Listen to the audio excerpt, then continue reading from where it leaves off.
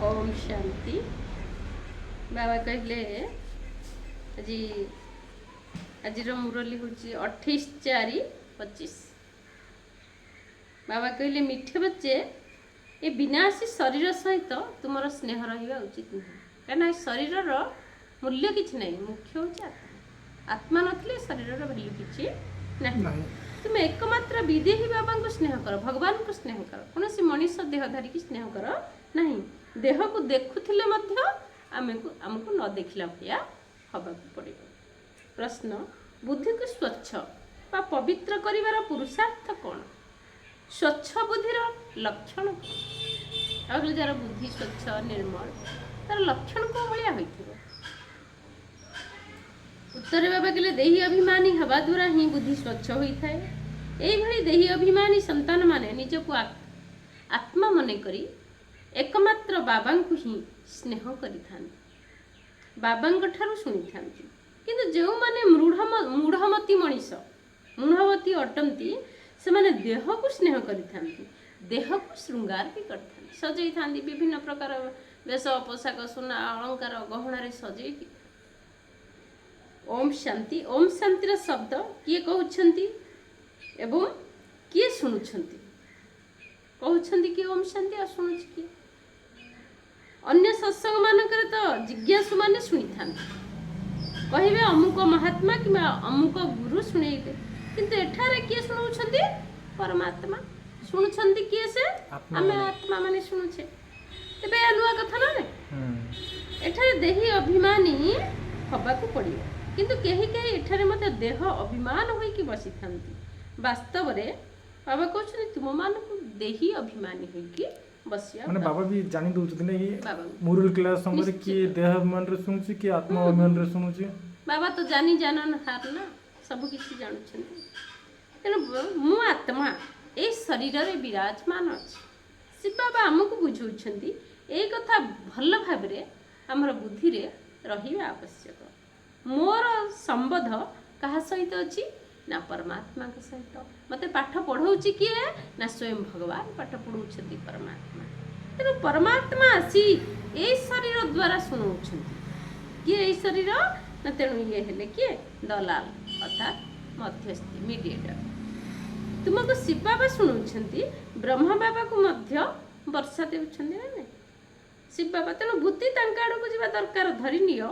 कौनसी पितांकर 5-7टी संतान अच्छा तेज से बुद्धि जोग कहाड़ू जीव पिता आड़ को जीव ना। कारण संपत्ति पाइबे तेना बापा आड़े मन ऑटोमेटिक जीव। भाई ठार तो संपत्ति मिल न था, संपत्ति केवल पिता मिली था। तेज आत्मा को आत्मा ठार संपत्ति मिल न था।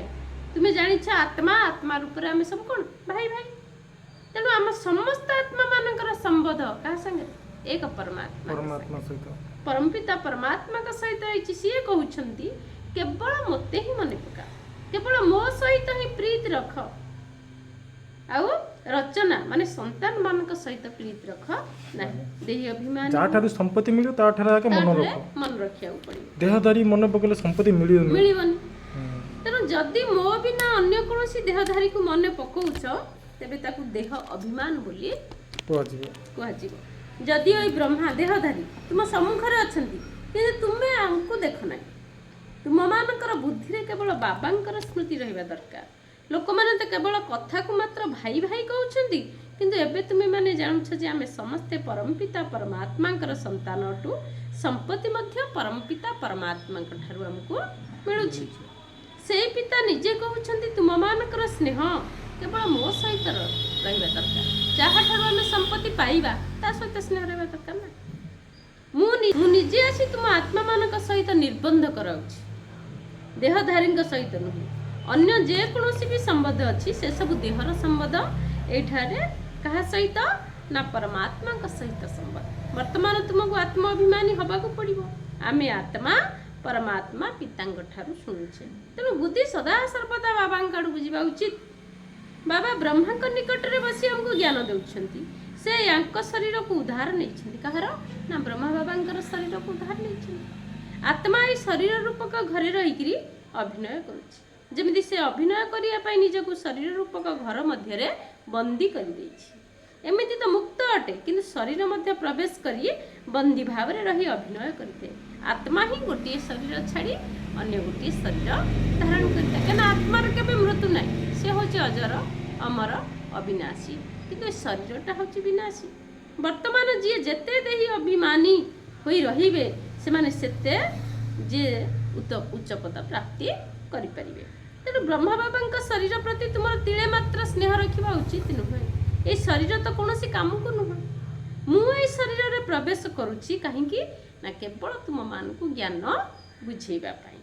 यह हूँ रावण राज्यर रावणर राज्य बा परदेश, से रावण को जड़ई था कि बुझी न रावण पोड़ी करुँच कोटी कोटी लक्ष लक्ष खर्च कर कौन रावण मरुची कि रावण तो बढ़ी चली ना। रावणर अर्थ कौन, रावण किए आम प्रकृत रावण को चिन्हने, असल रावण किए चिन्हने, नकली रावण को पड़ुचे हम भितर रावण अछि हम बाहर रावण पड़ुचे ताले रावण मरिबो केबे, रावण पर बढ़ी चली तेणु बुझी न थांदी। आज रावण रावण को पड़ा होची, राम को केबे के पड़ुची कि रावण को काई पड़ा होची ना, से हमर शत्रु तेणु शत्रु को सब पड़ा जाए जला जाए, मित्र को नुह। तेणु चित्र आसी जहाँ किसी भी तैयारी कर से सब अर्थ को जानी ना, केते चित्र संसार में सब तैयारी होईची तार अर्थ कौन जानू, संपूर्ण मूढ़मती अटंती ना। रावण राज्य में समस्ते किए मूढ़मती हो जाती, कारण समस्त भितर देह अभिमान रही, समस्ते तुच्छ बुद्धि हो जाइछन्ति। बाबा कहते जी मूढ़मती होइथिबे से देह को मने पकेइबे, देह सहित स्नेह रखिबे। जी स्वच्छ बुद्धि होइथिबो, जो माने स्वच्छ बुद्धि होइथिबे से माने निज को आत्मा भावी परमात्मा को मने पकेइबे एवं तांको ठारू ही सुनिबे। एथिरे ही कष्ट करिबा को पड़ी था, ये तो बाबांकर रथ। तेणु बहुतंकर एहांक सहित स्नेह हो जाउची। जमिति हुसैनकर घोड़ा को केते सजई थांती, किंतु समस्त महिमा तो हुसैनकर ना, घोड़ार तो महिमा होई न थाए ना। तबे निश्चित भाव में मनुष्य शरीर रे हुसैनकर आत्मा प्रवेश करिथिबो ना। से माने हेले मुसलमान ए सब कथा को जानी ना।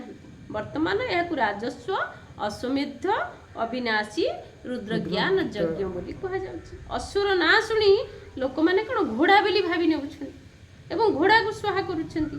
ए सब होला भक्ति मार्गर कहानी। एबे तुमको सुंदर अर्थात पवित्र परम जामर यात्री ही बाबा करुछंती। वर्तमान तुम्हें जानुछ आमे प्रथमे गोरा अर्थात पवित्र थिले, पर श्याम हे गले अपवित्र हो गले। जो आत्मा माने प्रथम प्रथमे आसी थांती से माने प्रथमे प्रथमे सत प्रधान होई थांती, तापरे रज प्रधान तम प्रधान। जेंति घरटे प्रथमे सत प्रधान, घरटे कले प्रथम तयारी नुआ सत प्रधान होई थाए, तापरे रज प्रधान, तापरे धीरे धीरे तम प्रधान को होची पूर्ण हे जाउची, तापरे भांगी जाउची। छुआटी जेंति जन्म हेले सत प्रधान पवित्र होई कि जन्म होई थाए, तापरे धीरे धीरे धीरे तम प्रधान होई जाउची। से बोली पुणी बाबा आसी समस्त को सुंदर कर दियंती। जो माने भी धर्म स्थापन करिया पे आसंती कौन करंती ना, प्रथमे से माने पवित्र थांती, पर काम अग्नि रे जली कला अर्थात पतित हो जाती। प्रथमे सुंदर तापरे श्यामल। ये ब्रह्मा सर्वप्रथमे जन्म नैथिबा कारण सबुठारु सुंदर होई थांती, काना एमानक बड़ी प्राकृतिक सौंदर्य कहार होई पारे। प्राकृतिक सौंदर्य कहार, प्रकृतिर सौंदर्य किए ना लक्ष्मी नारायण, आउ कहार होई परिबो नाही। यह ज्ञानयुक्त कथा अटे। जदिओ ख्रीस्टियान माने भारतवासी ठार सुंदर कहीं ना पश्चात देश, बाबा कहले पाश्चात देशर निवासी अटन, कि सत्य जुगर तो प्राकृतिक सौंदर्य थाए। आत्मा और शरीर दुईटी जाक कौन सुंदर होई थाए। वर्तमान तो समस्ते श्यामल, पुणी बाबा आसी समस्त कौन करुछंती सुंदर। तेणु प्रथमे प्रथमे शत प्रधान पवित्र होई थांती, पुणी तळकु खसी खसी काम अग्नि रे जलिकिरी कला हो जाती। वर्तमान बाबा कहते समस्त आत्मा मान को पवित्र करने क्या मन पकड़ पड़ो, भगवान को मन पकड़ बाबा को मन पकड़ पड़ो, ताहले पवित्र हो जन को ही मन पकड़ देहधारी सहित प्रीति रखा उचित नुह। बुद्धि एक कथा रहू जे कौन मु कौन जे एकमात्र मु बाबांकर संतान अटे, से ही मोर सबकि अटंती। ए आखिरी जहाँ किसी देखा जाउची सब कह विनाश हो, ये आखि मध्य नष्ट हो। परमपिता परमात्मा को तो त्रिनेत्री कह जाउची, ज्ञानर तृतीय नेत्र अच्छी। तेणु त्रिनेत्री त्रिकालदर्शी त्रिलोकीनाथ ए उपाधि मान ମିଳିଛି। ବର୍ତ୍ତମାନ ତୁମକୁ 3 ଲୋକର ଜ୍ଞାନ ମିଳିଛି, ପୁଣି ଏହା କ'ଣ ହେଇଯିବ? ଆଉ ଥରେ ଗୁପ୍ତ ହେଇଯିବ। ଯାହା ପାଖରେ ଜ୍ଞାନ ଅଛି ସିଏ ଆସିକି ଜ୍ଞାନ ଦେଉଛନ୍ତି। ତେଣୁ ତୁମକୁ 84 ଜନ୍ମର ଜ୍ଞାନ ଶୁଣାଉଛନ୍ତି। ବାବା କହୁଛନ୍ତି ନିଜକୁ ଆତ୍ମା ବୋଲି ମନେ କର। ମୁଁ ତୁମକୁ ପବିତ୍ର କରିବା ପାଇଁ ଏହି ଶରୀରରେ ପ୍ରବେଶ କରିଛି। ମୋତେ ମନେ ପକାଇଲେ ହିଁ ତୁମେମାନେ ପବିତ୍ର ହୋଇପାରିବ। ଅନ୍ୟ କାହାକୁ ମନେ ପକାଇଲେ ଶତପ୍ରଧାନ ହୋଇପାରିବ ନାହିଁ। ଯଦି ପାପ ଖଣ୍ଡନ ନ ହେବ ତେବେ କୁହାଯିବ ବିନାଶ କାଳରେ ବିପରୀତ ବୁଦ୍ଧି। ବିପରୀତ ବୁଦ୍ଧି ଯାହାର କ'ଣ? ବିନାଶନ୍ତି। ଲୋକମାନେ ତ ବହୁତ ଅନ୍ଧବିଶ୍ୱାସରେ ବୁଡ଼ି ରହିଛନ୍ତି, ଦେହଧାରୀଙ୍କ ପାଖରେ ହିଁ ମୋହ ରଖିଛନ୍ତି। ଏବେ ତୁମକୁ ଆତ୍ମ ଅଭିମାନୀ ହେବାକୁ ପଡ଼ିବ। କେବଳ ଜଣଙ୍କ ଠାରେ ହିଁ ମୋହ ରଖିବାକୁ ହେବ। କିଏ ସେ ଜଣକ? ନା ବାବାଙ୍କ ସାଙ୍ଗରେ। ଯଦି ଅନ୍ୟ କାହାଠାରେ ମୋହ ରଖିବ ତେବେ ବାବାଙ୍କ ସହିତ ବୁଦ୍ଧି ତମର ବିପରୀତ ହୋଇଯିବ। ବାବାଙ୍କ ପାଖରେ ତମ ବୁଦ୍ଧି ଆଉ ରହିବ ନାହିଁ। କୌଣସି ବି ଦେହଧାରୀ ହଉ, ମାନେ ନିଜର ଭାଇ, ସାଙ୍ଗ, ସାଥୀ, ଯିଏ ବି ହଉ, ଯାହା ସହିତ ବି ସ୍ନେହ ରହିଲା ଗଲା। ସ୍ନେହର ହଉ, କିନ୍ତୁ ଆବଶ୍ୟକ ଅନୁସାରେ। ମୋହ ବେଶୀ ରଖିବା ଆବଶ୍ୟକ ନୁହଁ। ଏଇଥିରେ ହିଁ ମେହନତ କରିବାକୁ ପଡ଼ିବ। ତୁମେମାନେ ମଧ୍ୟ କହୁଥିଲ ଆମ ପତିତମାନଙ୍କୁ ଆସିକି ପବିତ୍ର କର। ତେବେ ପତିତ ତ ବାବା ହିଁ କରିଥାନ୍ତି। ତୁମ ପିଲାମାନଙ୍କୁ 84 ଜନ୍ମର ଇତିହାସ ଭୂଗୋଳ ବାବା ବୁଝାଉଛି। ତାହା ତ ସହଜ କଥା ନୁହେଁ। ବାକି ଯୋଗର ବିଷୟ ହିଁ କଠିନରୁ କଠିନ ଅଟେ। ବାବାଙ୍କ ସହିତ ଯୋଗ ଲଗାଇବାରେ କେହି ହିଁ ହୁସିଆର ନୁହନ୍ତି। ଯେଉଁ ସନ୍ତାନମାନେ ଯୋଗରେ ପ୍ରବୀଣ ନୁହନ୍ତି ସେମାନେ ଯେମିତି ପଣ୍ଡିତ ଅଟନ୍ତି। ଯୋଗ ନାହିଁ ଯଦି ସେମାନଙ୍କୁ ପଣ୍ଡିତ କୁହାଯିବ। ପଣ୍ଡିତ ମାନେ କ'ଣ କହନ୍ତି ଆଉ କରନ୍ତି। କିନ୍ତୁ ଜ୍ଞାନରେ କେତେ ପ୍ରବୀଣ ହୋଇଥିଲେ ମଧ୍ୟ ଯୋଗରେ ତ ରହିପାରିଲେ ତାଙ୍କୁ ପଣ୍ଡିତ, ଯୋଗରେ ନ ରହିପାରିଲେ ତାଙ୍କୁ ପଣ୍ଡିତ ବୋଲି କୁହାଯିବ। ଯିଏ ଯୋଗୀ ଆତ୍ମା ସେ ବେଶୀ କହିବନି କି ମାନେ ଆର ତାର ଦୁର୍ବଳତା ମଧ୍ୟ ଦେଖିବନି। ଏଇଟା ମାନେ ବାବାଙ୍କର ଶ୍ରୀମତ ପୁରା କମ୍ କହିବ, ଧୀରେ ଜଣଙ୍କର କହିବ। ହଜାରେ ମାନେ ଅବଗୁଣ ଥିଲେ ମଧ୍ୟ ସେ ଦେଖିପାରିବନି, ତାକୁ ଦେଖାଯିବନି। ତାର ଭଲ ଗୁଣଟା ସବୁବେଳେ ଦେଖାଯିବ। ବାବା କହୁଛନ୍ତି ନା କାହା ପାଖରେ ଆଉ କେତେ ଅନ୍ୟମାନଙ୍କୁ ବହୁତ ସପୋର୍ଟିଂ ରହୁଥିବା ମଧ୍ୟ ଦରକାର। ଏସବୁ ଯୋଗୀମାନଙ୍କର ଲକ୍ଷଣ। ଆଉ ଡେରି ମାରିଲାଳିଆ କଥା ସବୁ ଏ ଯୋଗୀର ଲକ୍ଷଣ ନୁହେଁ। ତେଣୁ ଆପଣ ବାବା କହିଲେ ପଣ୍ଡିତର ଲକ୍ଷଣ। ଦେଖନ୍ତୁ, ବାବାଙ୍କର ଆମେ ହେଇଛେ ମାନେ ବାବା ଆମକୁ ବାଛିଛନ୍ତି। ଆମକୁ କିଏ ବାଛିକି? ଆଉ ମଣିଷ ବାଛିଛି କି? ଭଗବାନ ବାଛିଛନ୍ତି। ଭଗବାନ ଯେହେତୁ ଆମକୁ ବାଛିଛନ୍ତି, କାହିଁ ବାଛିଛନ୍ତି? ନା ଆମ ପାଖରେ କିଛି ବିଶେଷତା ଅଛି। ଭଲେ ଆପଣଙ୍କ ପାଖରେ 99ଟା ଖରାପ ଥାଉ, କିନ୍ତୁ ଗୋଟେ ତ ଭଲ ଅଛି ନା। ଯାହାଫଳରେ ଗୋଟିକ ହିଁ ଭଗବାନଙ୍କୁ ପସନ୍ଦ ହେଇଛି, ଯାହାଫଳରେ ଭଗବାନ ଆପଣଙ୍କୁ ବାଛିଛନ୍ତି। ତେଣୁ ସେ ଗୋଟିକ ଦ୍ୱାରା ହିଁ ଆମେ କେତେ ବଡ଼ ଭାଗ୍ୟବାନ। ଦେଖନ୍ତୁ, ସେ ଗୋଟିକ ଭଲ ହେଇଯିବ ମାନେ ଅଟୋମେଟିକ୍ ସବୁ ଭଲ ହେଇଯିବ। ତେଣୁ ସେଥିପାଇଁ ବାବା କହୁଛି ଶୁଭ ଭାବନା, ଶୁଭ ସଂକଳ୍ପ ଆମେ କରିବା। ତାପରେ ସେ ଆତ୍ମା କେମିତି ଭଲ ରାସ୍ତାକୁ ଆସିବ କହିଲେ କିଏ ବଦଳିବେନି। ଆମେ ସେ ଆତ୍ମା ପାଇଁ ଯୋଗ କରିବା, ତାହେଲେ ନିଶ୍ଚିତ ଯୋଗର ଭାଇବ୍ରେସନ୍। ମୋତେ ଆମ ଈଶ୍ୱର ଫ୍ୟାମିଲି ଆଉ ଲୌକିକ ଅଲୌକିକ ମାନେ ଈଶ୍ୱର ଫ୍ୟାମିଲି ନାଇଁ କି? ଦୁଇଟା ଫ୍ୟାମିଲି ମୋତେ ଅଲୌକିକ ଫ୍ୟାମିଲି ବଡ଼ ଖତରନାକ ଲାଗୁଛି। ଲୌକିକ ଫ୍ୟାମିଲି ସହିତ ନୋ ପ୍ରୋବ୍ଲେମ୍। କିନ୍ତୁ ମଝିରେ ବି ବାବା ମୁରଲୀରେ ବି କହୁଥିଲେ ଲୌକିକ ଫ୍ୟାମିଲି ତମେ ବହୁତ ଦିନ ହେଲା ସେଇଠି ପୁରା ଦୁଃଖ ଭୋଗି ଆସିବ। ଏବେ ଅଲୌକିକ ଫ୍ୟାମିଲିରୁ ଆସିବ ତ ଏଠି ମଧ୍ୟ ବହୁତ ଆଡଜଷ୍ଟ ହେଇ ରହିବ। ବାବା କହୁଛନ୍ତି ନା ସଂସ୍କାର ଇଏ ବହୁତ ଖତରନାକ, କାହିଁକିନା ଏଠି ବେଶୀ ଖତରନାକ ଲୋକ ଏଠି ହିଁ ଅଛନ୍ତି। ଶୁଣନ୍ତୁ, ସଂସ୍କାର ସହିତ ଆଉ ଦେବୀ ଦେବତା ମଧ୍ୟ ଏଇଠୁ ହିଁ ବାହାରିବେ। ବାବା କହୁଛନ୍ତି ନା ସଂସ୍କାର ସହିତ ସଂସ୍କାର ଆମେ ମିଶେଇକି ଚାଲିବା। ଯଦି ଗୋଟିଏ ମାଆର 5ଟା ପିଲା, ସମସ୍ତଙ୍କର ସଂସ୍କାର କ'ଣ ଏକା କି? ଅଲଗା ନା। ସେମିତି ଆମେ କେତେଟା ମାଆର ବାପା ମାଆଙ୍କର ସନ୍ତାନ, ତେଣୁ ସମସ୍ତଙ୍କ ସଂସ୍କାର ତ ଏକା ନୁହଁ ନା। କାହାର ସଂସ୍କାର କେମିତିଆ? ତେଣୁ ସଂସ୍କାର ସହିତ ସଂସ୍କାର ଆମେ ମିଶେଇକି ଚାଲିଲେ ସଂସାର ଭିତରେ ଆମେ ଚାଲିପାରିବା। ଏ ସଂସାର ଏତେ ସାଧାରଣ ନୁହେଁ, ଏ ଦୁଃଖମୟ ସଂସାର। ତେଣୁ ମଣିଷ ଦୁନିଆରେ ସ୍ୱାର୍ଥପର। ସ୍ୱାର୍ଥ ପାଇଁ ଯଦି ମୋର କିଛି ଆପଣଙ୍କଠୁ ପାଇବାର ଅଛି, ଆପଣଙ୍କ ପଛରେ ପଡ଼ିବି, ଭାଇ ଏଇଟା କି ସେଇଟା ବଡ଼ ସ୍ନେହ, ସେତିକି ସରିଗଲା ଆପଣଙ୍କ ପଛରେ କାମ ସରିଗଲା। ଆଉ କିଏ କାନ୍ଦିନାହାନ୍ତି। ଏ କଳିଯୁଗ ଦୁନିଆର କଥା କହୁଛି। ଏ କଳିଯୁଗରେ କ'ଣ ବାହାଘର ସରିଲେ ଆଉ କିଏ ମଧ୍ୟସ୍ଥିକି ପଚାରୁଛି? ପଚାରୁନାହାନ୍ତି ନା। ସେମିତି ଏ ସଂସାରରେ ଏଇଭଳି କେତେ ଆତ୍ମା ଅଛନ୍ତି, ସମସ୍ତେ ନୁହନ୍ତି। କିଛି ଭଲ ଥିଲେ ମଧ୍ୟ କିଛି ଖରାପ ଅଛନ୍ତି। ବହୁତ ଖରାପ ଥିଲେ ମଧ୍ୟ ଯେଉଁ ଅଳ୍ପ ବି ଭଲ ଅଛନ୍ତି, ଆଜି ସେମାନଙ୍କ ପାଇଁ ଏ ସଂସାର ହିଁ ଚାଲିଛି। ଭଲ ମାର୍ଗକୁ, ଭଲ ରାସ୍ତାକୁ ଗତି କରୁଛନ୍ତି। ତେଣୁ କିଛି ଭଲ ଅଛନ୍ତି। ତେଣୁ ଯିଏ ଯାହା ବାବା କହିଲେ ନା, ଯିଏ ଯାହା କରୁଛନ୍ତି କରନ୍ତୁ, ଆମେ କାହାକୁ ଦେଖିବାନି। ସିଏ ଏମିତି କରୁଛି ସେମିତି କରୁଛି ଦେଖି ଦେଖୁ ନା ତମେ ବଦଳିବ ନା ସିଏ ବଦଳିବ, କିଏ ହେଲେ ବଦଳିବ। ତେଣୁ ସେଥିପ୍ରତି ଆମେ ଧ୍ୟାନ ଦେବାକୁ ପଡ଼ିବ, ଦେଲେ ହିଁ ଆମେ ଆଗକୁ ବଢ଼ିପାରିବା, ନହେଲେ ବଢ଼ିପାରିବାନି, ଜୋର ସେଠି ରହିଯିବା। ତେଣୁ ବାବା କହୁଛନ୍ତି, ବାବା ପଣ୍ଡିତର ଗୋଟେ କାହାଣୀ ଶୁଣେଇଥାନ୍ତି ନା, ପଣ୍ଡିତ ଯାହାକୁ ପରମାତ୍ମାଙ୍କ କଥା ଶୁଣେଇଲେ ସେ ବ୍ୟକ୍ତି ପରମାତ୍ମାକୁ ମନେ ପକେଇକି ନଦୀ ପାର ହେଇଗଲା, ଭଗବାନଙ୍କୁ ଡାକି ଡାକି ସେ ପାର ହେଇଗଲା। କିନ୍ତୁ ପଣ୍ଡିତ ପାରି ହୋଇପାରିଲେ ନାହିଁ, ଜ୍ଞାନୀ ପାର ହେଇଯାଇଥିବ, ଜ୍ଞାନୀ ପାର ହେଇଗଲା, ପଣ୍ଡିତ ପାରି ହେଇପାରିଲାନି। ତାକୁ କହିଲା ଯେ ତୁ ଭଗବାନଙ୍କୁ ଡାକି ଡାକି ନଦୀ ପାର ହେଇଗଲା, କେମିତି ମୁଁ ନଦୀ ପାର ହେଇକି ଯିବି? ନା ତୁ ପରମାତ୍ମାକୁ ଡାକି ଡାକି ଭଗବାନଙ୍କୁ ଡାକିଲି ନଦୀ ପାର ହେଇଯିବ। ତାର ପୁରା ବିଶ୍ୱାସ ହେଇଗଲା, ସତରେ ଭଗବାନଙ୍କୁ ଡାକିଲେ ମୁଁ ପାର ହେଇଯିବି, ଠିକ୍ ଅଛି ମୁଁ ଭଗବାନଙ୍କୁ ଡାକିବି, ତାର ପୁରା ନିଶ୍ଚୟ। କିନ୍ତୁ ସେ ପାର ହେଇଗଲା। କିନ୍ତୁ ପଣ୍ଡିତ ଯିଏ, ସେ କହିଲେ ସିନା ପରମାତ୍ମାକୁ ଡାକିଲେ ପାର ହେଇଯିବ, କିନ୍ତୁ ପରମାତ୍ମାଙ୍କ ସହିତ ପଣ୍ଡିତର ବିଶ୍ୱାସ ନାହିଁ। ସେତିକି ଖାଲି କହନ୍ତି ବୋଲି କହିଲା, ପଣ୍ଡିତ ଭଳିଆ କହିଦେଲା, କିନ୍ତୁ ସେତିକି ବିଶ୍ୱାସ ନାହିଁ। ତେଣୁ ସେ ପଣ୍ଡିତ ବୁଡ଼ିଗଲା, ସେ ପାର ହେଇଗଲା। ତେଣୁ ସେଇଭଳି ବାବା ସେଇ ଦୃଷ୍ଟାନ୍ତ ମଧ୍ୟ ତୁମମାନଙ୍କୁ ଦେଉଛନ୍ତି। ବାବାକୁ ତୁମେ ମନେ ପକାଇଲେ ପାରି ହୋଇଯିବ, ଖାଲି କାହାକୁ କହିଦେଲେ ହବନି ନା। ତେଣୁ କେବଳ ମୁରଲି ଶୁଣେଇବାରେ ପ୍ରବୀଣ ହୋଇଗଲେ ପାରି ହୋଇପାରିବ ନାହିଁ, କାରଣ ଯୋଗ ବ୍ୟତୀତ ବିକର୍ମ ବିନାଶ ହବ ନାହିଁ।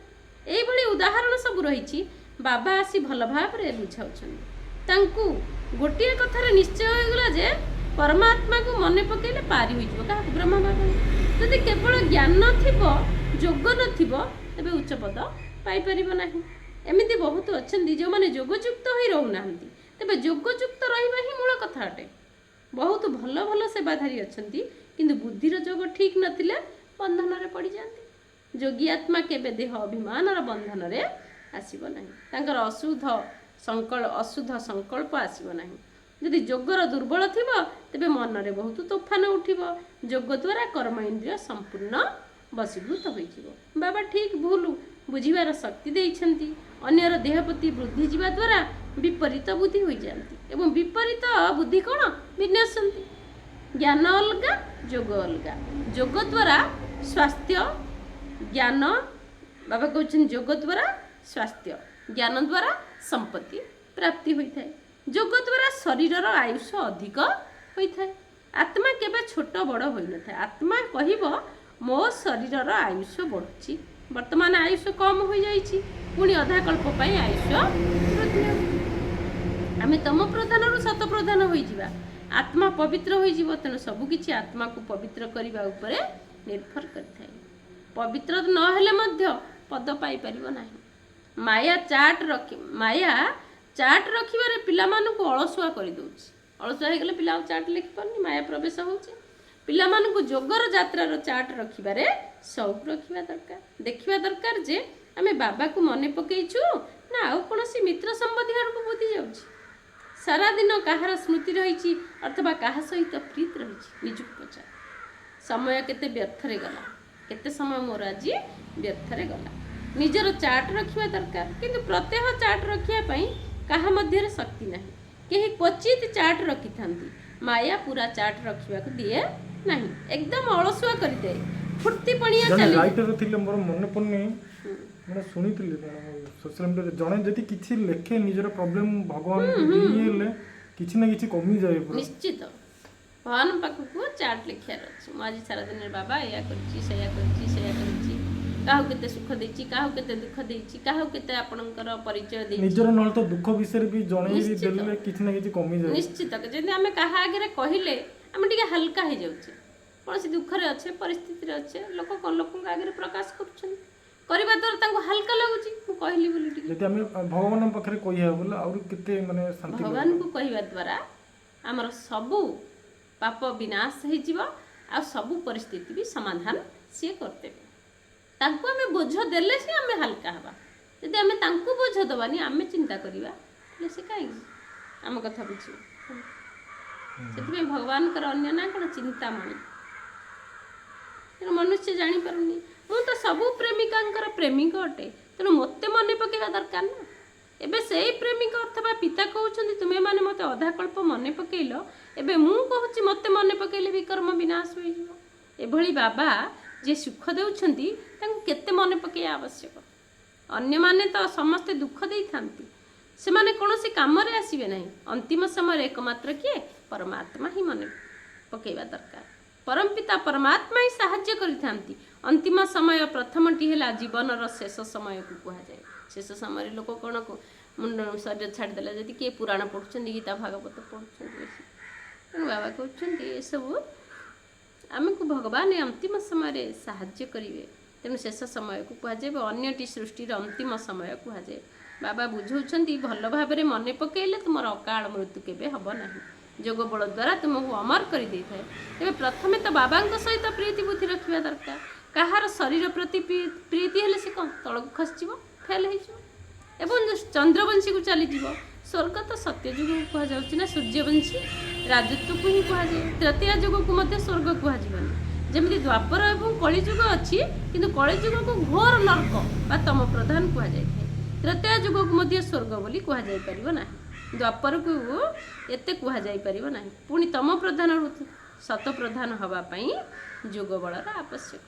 ନିଜେ ମଧ୍ୟ ବୁଝିଯାଆନ୍ତି ଆମର ଅମୁକ ବ୍ୟକ୍ତିଙ୍କ ସହିତ ବହୁତ ପ୍ରୀତି ଅଛି, ତାଙ୍କ ଆଧାର ବିନା ଆମର କଲ୍ୟାଣ ହେବ ନାହିଁ। ତେବେ ଏଭଳି ଅବସ୍ଥାରେ ଯଦି ମରିଯାଆନ୍ତି ତେବେ କ'ଣ ଗତି ହେବ? ବିନାଶ ସମୟରେ ବିପରୀତ ବୁଦ୍ଧି ବିନଶନ୍ତି କୁହାଯାଏ।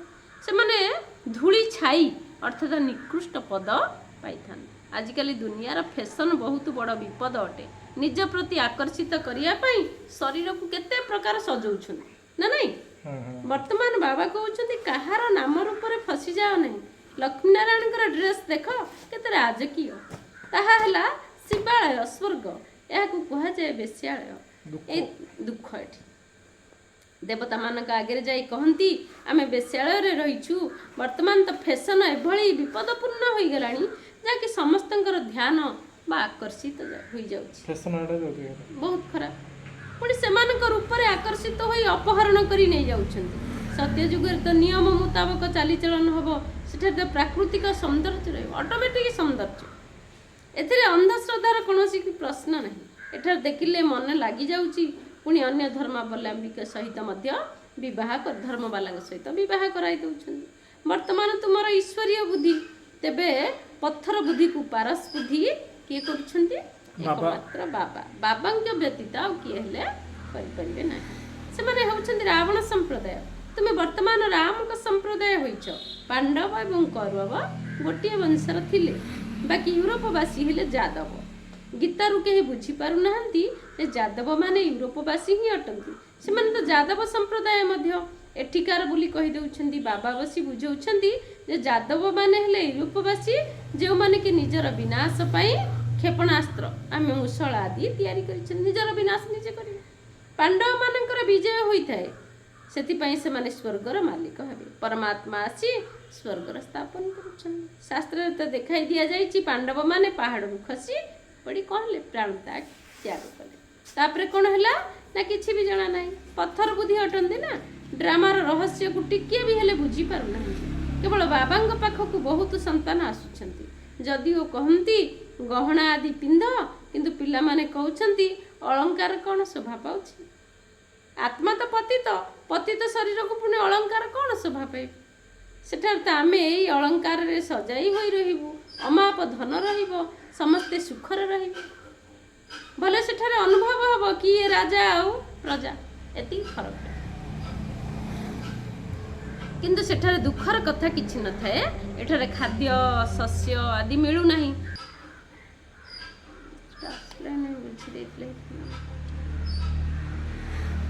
କ'ଣ କରିବା, ଆମ ହାତରେ କ'ଣ ଅଛି? ଯେକୌଣ ଦୈବ ଦୌଡ଼ି ମଣିଷ ଗାଈ ଜେଣିକି ଟାଣିବ ତେଣିକି ଯାଏ।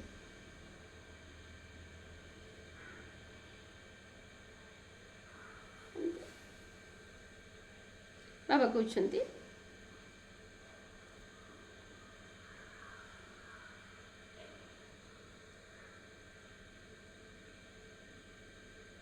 ବାବା କହିଲେ ଆତ୍ମା ତ ପତିତ ନା, କାରଣ ପତିତ ଶରୀର ଅଳଙ୍କାର ଲଗେଇଲେ କ'ଣ ଶୋଭା ପାଇବ? ସେଠାରେ ତ ଆମେ ଅଳଙ୍କାରରେ ସଜେଇ ହୋଇ ରହିବୁ, ଅମାପ ଧନ ରହିବ, ସମସ୍ତେ ସୁଖୀ ରହିବେ। ବୋଲେ ସେଠାରେ ଅନୁଭବ ହେବ କିଏ ରାଜା ଆଉ ଆଇ ପ୍ରଜା। କିନ୍ତୁ ସେଠାରେ ଦୁଃଖର କଥା କିଛି ନଥାଏ। ଏଠାରେ ଖାଦ୍ୟ ଶସ୍ୟ ଆଦି ମିଳୁନାହିଁ, ତେଣୁ ମନୁଷ୍ୟ ଦୁଃଖୀ ହେଉଛନ୍ତି। ସେଠାରେ ତ ସବୁ କିଛି ମିଳିଥାଏ। ଦୁଃଖ ଅକ୍ଷର ସେଠାରେ ମୁଖରୁ କେବେ ବାହାରିବ ନାହିଁ। ତାର ନାଁ ହେଉଛି ସ୍ୱର୍ଗ ନା। ୟୁରୋପବାସୀ ତାକୁ ବା ପାରାଡାଇଜ୍ କୁହନ୍ତି, ସ୍ୱର୍ଗ କୁହନ୍ତି, ସେମାନେ ଭାବନ୍ତି ସେଠାରେ ଦେବୀ ଦେବତା ମାନେ ରହୁଥିଲେ, ତେଣୁ ସେମାନଙ୍କର ଚିତ୍ର ମଧ୍ୟ ବହୁତ କିଣୁଛନ୍ତି, କିନ୍ତୁ ସେ ସ୍ୱର୍ଗ ପୁଣି କୁଆଡ଼େ ଗଲା ଏକଥା କାହାକୁ ଜଣା ନାହିଁ। ତୁମେମାନେ ବର୍ତ୍ତମାନ ଜାଣିଛ ଏଇ ଚକ୍ର କିଭଳି ଘୁରି ଚାଲିଛି, ନୂଆରୁ ପୁରୁଣା, ପୁରୁଣାରୁ ପୁଣି ନୂଆ ଦୁନିଆ ହେଉଛି। ବର୍ତ୍ତମାନ କ'ଣ ବହୁତ କଷ୍ଟ, ବାବା କହୁଛନ୍ତି ଦେହୀ ଅଭିମାନୀ ହେବା ବହୁତ କଷ୍ଟ। ତୁମେ ଦେହୀ ଅଭିମାନୀ ହେବା ଦ୍ୱାରା ଏସବୁ ଅନେକ ବେମାରୀରୁ ମୁକ୍ତ ହୋଇଯାଇଛ। ବାବାକୁ ମନେ ପକାଇବା ଦ୍ୱାରା ତୁମେ ଉଚ୍ଚ ପଦ ପାଇପାରିବ। ଯେତେ ଆମେ ମନେ ପକାଇବା ସେତେ ବିକର୍ମ ବିନାଶ ହେବ, ସେତିକି ଆମ ଆତ୍ମାକୁ ସନ୍ତୁଷ୍ଟ ଲାଗିବ, ଖୁସି ଲାଗିବ।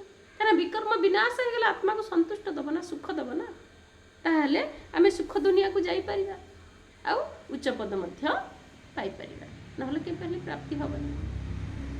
अच्छा, मीठे मीठे सिखिलधे बच्चों प्रति माता पिता बाप दादा को याद प्यार और गुड मॉर्निंग। रूहानी बाप की, रूहानी बच्चों को नमस्ते। हम रूहानी बच्चों की, रूहानी बाप दादा को याद प्यार, गुड मॉर्निंग, नमस्ते नमस्ते नमस्ते। धारणा के लिए मुख्य सार नंबर 1, कौनसी देहधारी को निजर आधार करिवार नहीं, काहारी शरीर सहित प्रीति रखिबार नहीं, हृदयर स्नेह एकमात्र बाबांक सहित रखिबा उचित, काहार नाम रूपरे बांधी हबार नहीं। यदि बांधी हेलो ताले सारा जीवन दुख ही पाई। नंबर 2, जोगर चाट बहुत शौकरे रखिबार अछि, मजबूरी रे नहीं, शौकरे रखिबार अछि। एथिरे अलसुआ हबार नहीं।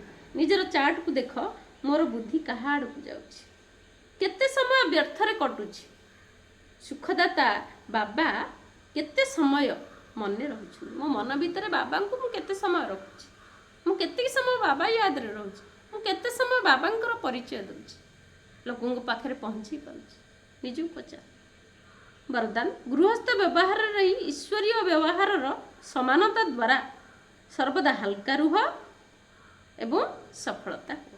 सबु पिला को शरीर निर्वाह आत्मनिर्वाहर डबल सेवा मिली जाने, तेबे दुईटी जाक सेवारे समय एवं शक्तिर समान गुरुत्व देबाकू पड़िबो। जदि श्रीमतर कंटा ठीक थिबो तेबे उभय पार्श्व समान रहिथिबो, किंतु गृहस्थ शब्द कहिबा मात्र के तुमे माने गृहस्थी होई जाउछ एवं बाहानाबाजी आरंभ होई जाउछ।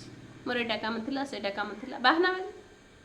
गृहस्थी लोक बेसी कोई नहीं, एटा अछि सेटा अछि जाई परिनी, क्लास जाई परिनी, सेवा करि परिनी, सेवा करि परिनी, एटा जाई परिनी। गृहस्थी माने माने श्रीमत आधार जदि जीवो ताहले दीडे जा उभय बैलेंस रही। श्रीमतर कंटा ठीक रहिले दीटा जाक बैलेंस रहइबो। जिंती हम ओजन करूचे निकितिरे ना नहीं, जहा को देले कोन करूचे दीपट जाक बैलेंस रहउची ना, बैलेंस रहिले ही हम दउचे ना, एपट सेपट गोटे पट अधिक गोटे पट कम हेले होची। तने गृहस्थी मध्ये बहुत किछ आगु जाई परियो, सेमी केतने बैचलर गृहस्थी जो हां किछ ना जी, जते पुरुषार्थ करे से आगु जाई परिबो। गृहस्थी बोली कोन पुरुषार्थ से करि परिबोनी, करि परिबो। बेस्ट एग्जांपल तो ब्रह्मा हवा ना, से तो पुणी गृहस्थी थिले ना, 3-4 जन पुओ झियो थिले। हां आगु तो आई आसले प्रथम नंबर हले ना, प्रथम राजकुमार से सेति पय निज को गृहस्थी न भाबी उभयर समानता रख, ताहला सर्वदा हल्का रहिबा सहित सबुथिरे सफलता प्राप्त करि। स्लोगान, प्रथम श्रेणी रे आसिया पई निजर कर्म इंद्रिय मायाजीत हुआ। प्रथम श्रेणी रे आसिया पई निजर कर्म इंद्रिय ऊपर प्रथमे जितिया पड़ियो, ताहले तुमे मायाजीत होई पारिबो ना। नहीं पांचटा इंद्रिय कर्म इंद्रिय हमर कर्म इंद्रिय हाथ आखि कान नाक एटा को हमें एको जितिबार अछि, एको जितिले ही हमें सफलता पाइबो। एको न जितिले सफलता से मन इच्छा जोड नहीं सियाडे जीवो बोले हम ताको जितिले मन कय जोग करी नी, बोले जोग करियो पड़े, मन जोड को तार उल्टा करियो पड़े, ताको लगाम दबाको पड़ियो। लगाम न देले हबनी, घोड़ार लगाम टाको छाड़ी देबे, घोड़ा दौड़ुची मन इच्छा जोड सेड ना, ता लगाम टाको धरले से बजाई पड़ुची कि जोड सिटी रहि जाउची। तेणु हम मन होची गोटे घोड़ा, तेणु मनर घोड़ा को हमको लगाम दवा, ताहले से कोड़े हेले जाई परबो नै। ता इच्छा न आमे ता इच्छा रे चलियो, आमे ताको हम इच्छा रे हम अधीनता को रखिबा, आमे जहा कहबा से ही करिबा उचित। आज बेस्ट पार्ट थिला जो धारणा रे कहले बाबा कहले नाम रूप रे फसल है, फसल आ विस्मृति हो नै। नाम रूप रे जदी फसिलो तले बाबा थरो विस्मृति हो जाउछ तमरा। कोन देहदारी को आधार करो, निज स्वाधीन रे सब बेले रहिया को चेष्टा करो। को देहदारी प्रति केबे आकर्षित हुअनी, को देहदारी की देखि करी केबे ता प्रति तमे ଆକର୍ଷିତ ହେଇଯିବା ଉଚିତ କାହିଁକି ସବୁବେଳେ ମାଇଣ୍ଡ ଚେଞ୍ଜ ହେଉଛି ନା ସମସ୍ତଙ୍କ ଭିତରେ କଥାବାର୍ତ୍ତା ବି ଚେଞ୍ଜ ହେଉଛି ଚେଞ୍ଜ ହେଇଯାଉଛି କିଏ ଚେଞ୍ଜ ହୁଅନ୍ତୁ ଆମେ କିନ୍ତୁ ଆମେ କାହାକୁ ଦେଖିବାନି ତେଣୁକରି ବେଷ୍ଟ ରହିବ ସବୁଠୁ ବାବାଙ୍କୁ ହିଁ ନିଜର ସାହାରା କରିବା ବାବା ହିଁ ସାହାରା ଏକ ବଳ ଏକ ଭରସା ହେଉଛନ୍ତି ଭଗବାନ ଯିଏକି ସର୍ବଶକ୍ତିମାନ ଆମେ ତାଙ୍କର ସନ୍ତାନ ହେଲେ ମାଷ୍ଟର ସର୍ବଶକ୍ତିମାନ ତେଣୁ ଆମେ କେତେ ଭାଗ୍ୟବାନ ସାରା ସଂସାର ସାରା ଦୁନିଆର ଲୋକ ଯେଉଁ ଭଗବାନଙ୍କୁ ଖୋଜୁଛନ୍ତି ଆମେ ତାଙ୍କୁ ପାଇଯାଇଛେ ସେ ଆମକୁ ପାଠ ପଢ଼ାଉଛନ୍ତି ଆମେ କେତେ ବଡ଼ ଭାଗ୍ୟବାନ ତେଣୁ ଆମେ ସବୁ ଛାତ୍ରଛାତ୍ରୀ ବାବା କହୁଛନ୍ତି student life the best life ସବୁଠାରୁ ବେଷ୍ଟ ଲାଇଫ୍ ହେଲା ଷ୍ଟୁଡେଣ୍ଟ ଲାଇଫ୍ ତେଣୁ ଆମେ ଏବେ ଈଶ୍ୱରୀୟ ବିଦ୍ୟାର୍ଥୀ ଆମେ ଏଠି ବିଦ୍ୟା ଲାଭ କରୁଛେ ପାଠ ପଢ଼ୁଛେ ଶିକ୍ଷା ଲାଭ କରୁଛେ ଲୋକ ଭାବୁଛନ୍ତି ଏଠି କିଛି ମନ୍ତ୍ର ଦିଆହେଉଥିବ କ'ଣ ଦିଆହେଉଥିବ ଆମେ ତ ଗୁରୁ କରିଦେଇଛୁ ଆମେ ଅମୁକ ଗୁରୁ ନେଇଛୁ ସମୁକ ଗୁରୁ ନେଇଛୁ ଏଠି ସତଗୁରୁ ଏଠି କୌଣସି କିଏ ଗୁରୁ ନାହାନ୍ତି ଏଠି ହେଲେ ସତଗୁରୁ ଯିଏକି ଭଗବାନ ଆମ ଆତ୍ମାର ଉନ୍ନତି ପାଇଁ ଆମକୁ ଏଠି ଆତ୍ମଜ୍ଞାନ ଦେଉଛନ୍ତି ଶରୀରର ଉନ୍ନତି ପାଇଁ ଆମେ ଖାଦ୍ୟ ଖାଉଛେ ଆମ ଶରୀର ଦୁର୍ବଳ ନ ହେବ ବୋଲି କିନ୍ତୁ ଆତ୍ମାକୁ ତ ଦୁର୍ବଳ ରଖିଦେଉଛେ ଯଦି ମୂଳରେ ଆମେ ପାଣି ନଦେଲେ ସେ ଗଛ ବଞ୍ଚିବ କି ଡାଳପତ୍ରରେ ଛିଞ୍ଚିଲେ ତେଣୁ ଆମେ ଯେହେତୁ ସେଇଭଳି କାମ କରୁଛେ ଆତ୍ମାକୁ ଆଧାର ଜମା ଦେଉନି ମନରେ ସନ୍ତୁଷ୍ଟ ଆସୁନି ଖୁସି ଆସୁନି କ'ଣ ପାଇଁ ଆମେ କିଏ କିଏ କହୁଛନ୍ତି ଭଉଣୀ ଖାଉଛି ପିଉଛି ସବୁ ଯେ କିନ୍ତୁ ମନ ଭଲ ଲାଗୁନି ହେଲେ କାହିଁ ମନ ଭଲ ଲାଗୁନି ଖାଉଛ ପିଉଛ ସବୁ ତ ହେଉଛି ସବୁ ତ ଅଛି ତମର ଅସୁବିଧାଟା କେଉଁଠି ରହିଲା ମନ ଭଲ ନ ଲାଗିବାର ମାନେ ମନକୁ ଆମେ ଆଧାର ଦେଉନେ ଖାଦ୍ୟ ଦେଉନେ କ'ଣ ଖାଦ୍ୟ ଆମେ ଈଶ୍ୱର ପ୍ରେମରେ ଦେଇପାରିବା ଆଉ ଗୋଟେ ହେଉଛି ଭଲ ଭଲ ଚିନ୍ତାଧାରା ମନର ଖାଦ୍ୟ ହେଉଛି ଏସବୁ ତେଣୁ ଆପଣଙ୍କୁ ଯେଉଁଟା ଭଲ ସେଇଟା କରିବାକୁ ପଡ଼ିବ ମୋର ମଜବୁରିରେ ଇଚ୍ଛା ନଥିବ ମଜବୁରିରେ କେଉଁଟା କଲେ ସେଥିରେ କ'ଣ ସନ୍ତୁଷ୍ଟ ତେଣୁ ଆତ୍ମା ପାଇଁ ଖାଦ୍ୟ ଦରକାର ତେଣୁ ଆତ୍ମଜ୍ଞାନ ଦରକାର ଆଧ୍ୟାତ୍ମିକ ଜ୍ଞାନ ଯାହାଦ୍ୱାରା ଆତ୍ମାକୁ ସନ୍ତୁଷ୍ଟ ଲାଗିବ ମନରେ ଖୁସି ଆସିବ କାହିଁକିନା ସେଇଟା ଆମର ହେଉଛି ପ୍ରକୃତ ଜିନିଷ ନା କିନ୍ତୁ ମନୁଷ୍ୟ ସେଇ ଜିନିଷକୁ ଚିହ୍ନିନାହାନ୍ତି ମାୟା ପଛରେ ପଡ଼ିଛନ୍ତି ମାୟା ମରିଚିକା ପଛରେ ସେଥିପାଇଁ ଆଜି ଦୁଃଖ ପାଉଛନ୍ତି ବହୁତ କଷ୍ଟ ପାଉଛନ୍ତି ସେଟା ବୁଝିପାରୁନାହାନ୍ତି ସେମାନେ ଅନ୍ତିମ ସମୟ ଆସିବ ଯେତେବେଳେ ଭାବିବେ ଯେତେବେଳେ ବୁଝିବେ